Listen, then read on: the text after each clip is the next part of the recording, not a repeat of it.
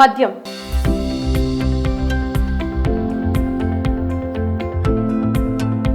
మద్యపానం ఆరోగ్యానికి హానికరమని తెలిసినా కూడా మద్యాన్ని సేవించే వారి సంఖ్య ఎలా ఉంటుందో మనందరికీ తెలిసిందే. ముఖ్యంగా మన తెలుగు రాష్ట్రాల్లో మద్యం ప్రియులు అధికంగానే ఉంటారని చెప్పొచ్చు.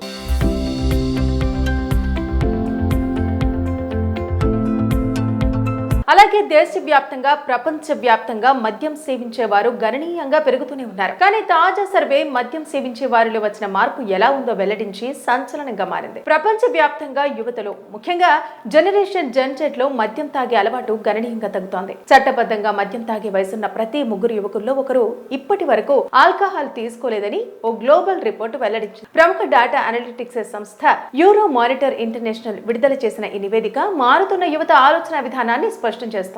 ఆరోగ్యంగా ఉండాలనే కోరిక దీర్ఘకాలిక అనారోగ్య సమస్యలకు దూరంగా ఉండాలనే ఉద్దేశంతోనే ఎక్కువ మంది అంటే సుమారు 87% మద్యానికి దూరంగా ఉంటున్నట్టు ఈ సర్వేలో తేలింది. వీరితో పాటు డబ్బు ఆదా చేసుకోవటం 30% మంది, నిద్ర నాణ్యతను మెరుగుపరుచుకోవటం 25% మందికి. ఈ కారణాలు కూడా ఈ మార్పునకు దోహదపడుతున్నాయి.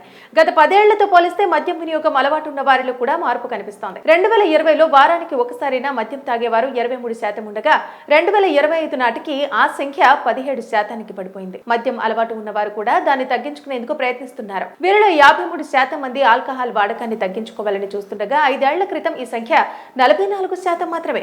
ముఖ్యంగా జీబ్రా స్ట్రైపింగ్ అనే కొత్త ట్రెండ్ యువతలో ప్రాచుర్యం పొందుతోంది.